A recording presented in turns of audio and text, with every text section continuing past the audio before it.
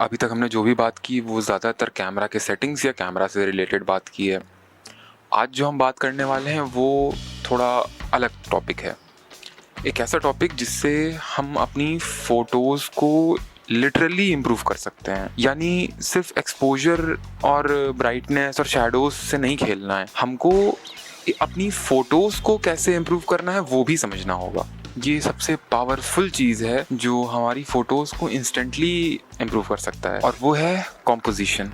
ऐसे 8 composition techniques हम इस वीडियो में इंट्रोड्यूस करेंगे जो हर एक फोटोग्राफर को पता होना चाहिए। सबसे पहला है पिरामिड कॉम्पोजिशन या ट्रायंगल कॉम्पोजिशन। पिरामिड कॉम्पोजिशन में कुछ इस तरह से फ्रेमिंग की जाती है कि हमारे सब्जेक्ट का बेस चौड़ा होता है, वाइड होता है, और टॉप नैरो या पतला होता है। ये स्टेबिलिटी और स्ट्रेंथ का सेंस देता है। ग्रुप पोर्ट्रेट्स में या आर्किटेक्चर में इसको यूज़ कर सकते हैं। एक बहुत ही अच्छा एग्जाम्पल ताजमहल है।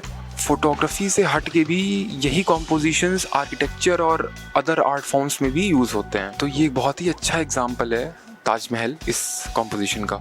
दूसरा है गोल्डन रेशियो या फिबोनाची स्पाइरल। फिबोनाची सीक्वेंस से सब लोग वाकिफ शायद नहीं होंगे, लेकिन ये बहुत ही इंटरेस्टिंग नंबर सीरीज़ है जो अपने पिछले 2 टर्म्स को ऐड करके अगला टर्म बनाती है। इसी सीक्वेंस से डराइव होता है एक रेशियो, अराउंड 1.6 समथिंग रेशियो है वो। उस रेशियो पे बनता है एक स्पाइरल। काफ़ी टिपिकल हो गया बट सिंपल है इम्प्लीमेंट करना इसको। गोल्डन रेशियो नेचुरल और विजुअली प्लीजिंग प्रोपोर्शन है। इसमें सब्जेक्ट को स्पाइरल के कर्व पे प्लेस किया जाता है जो कि काफ़ी अपीलिंग लगता है और आँखों को नेचुरली गाइड करता है। और ये टेक्निक भी आर्किटेक्चर, पेंटिंग, फोटोग्राफी हर जगह यूज़ होती है। बेसिकली ये सारी ही कॉम्पोजिशंस हर जगह यूज़ होते हैं, बस हम लोग को पता नहीं होता है। क्रॉस कॉम्पोजिशन में 2 सब्जेक्ट एक दूसरे को वर्टिकली और हॉरिजॉन्टली इंटरसेक्ट करते हैं। ये फोटो में बैलेंस क्रिएट करता है और सिमेट्री बनाता है। इसके बाद आता है टनल कॉम्पोजिशन।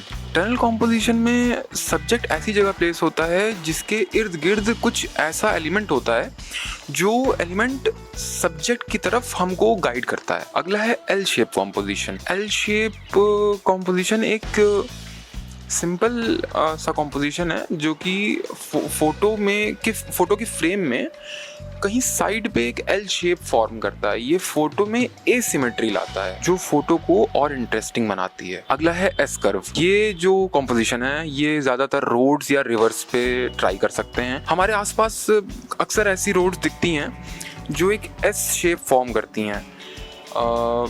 ये भी ऐसा एक कॉम्पोजिशन है जो गाइड करता है आंखों को, व्यूअर्स की आंखों को सब्जेक्ट तक ले जाने के लिए। सभी कॉम्पोजिशन का एक ही काम है बट अलग अलग तरह से यूज़ होते हैं, अलग अलग जगह पे यूज़ होते हैं। और ये जो एस कर्व है ये ज़्यादातर लैंडस्केप फोटोग्राफी में यूज़ होता है क्योंकि जो एस कर्व है वो दिखने ही को ज़्यादातर मिलता है नेचर या शहर के बाहरी इलाकों में ये दिखने को मिलता है, इसलिए लैंडस्केप फोटोग्राफी में यूज़ होता है ये। नेक्स्ट आता है वी शेप कॉम्पोजिशन। इसमें 2 शेप्स या 2 सब्जेक्ट एक साथ मिलके वी शेप फॉर्म करते हैं। इससे जो व्यूअर्स का अटेंशन है वो सेंटर में जाता है। इसका यूज सब्जेक्ट को पावरफुल या डोमिनेंट दिखाने में होता है। लास्ट है सर्कुलर कॉम्पोजिशन। इस कॉम्पोजिशन में सब्जेक्ट किसी सर्कुलर शेप के अंदर होते हैं या खुद सब्जेक्ट्स ही एक सर्कुलर शेप फॉर्म कर रहे होते हैं। ये यूनिटी और हार्मनी दिखाने के लिए यूज होता है। एग्जाम्पल इसके जैसे लोग अगर सर्कल फॉर्म कर रहे हैं या कोई आर्किटेक्चर है, कोई सर्कुलर बिल्डिंग है,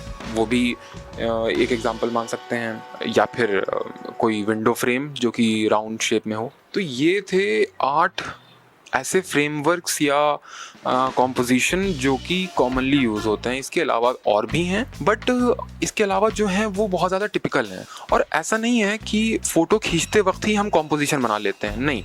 अक्सर फ़ोटोज़ तो हम ले लेते हैं बट जब एडिट करने आते हैं तो उस वक्त हमको समझ में आता है कि इसमें क्या कॉम्पोजिशन बन सकता है। अगर हम कोई मोमेंट कैप्चर करने जाते हैं तो दिमाग में ये ज़रूर रहता है कि हम इस मोमेंट में से क्या कॉम्पोजिशन निकाल सकते हैं, जिसको कि एडिटिंग में भी थोड़ा बहुत सही किया जा सकता है। प्रैक्टिस करनी पड़ती है। एक वक्त में एक पैटर्न चूज कर लीजिए और उसी को लेकर के आप पूरे अगर एक बार फोटो वॉक पे निकले हैं तो आप उसको पूरे फोटो वॉक में या अगर कोई शूट पे गए हैं तो उस पूरे शूट में एक स्पेसिफिक कॉम्पोजिशन को पकड़ के चलें। इससे उस एक कॉम्पोजिशन के ऊपर प्रैक्टिस हो जाएगी। ऐसे ही हर एक को ट्राई करें और इससे फोटोज में एक डेप्थ क्रिएट होगी या एक आर्टिस्टिक फील आएगी।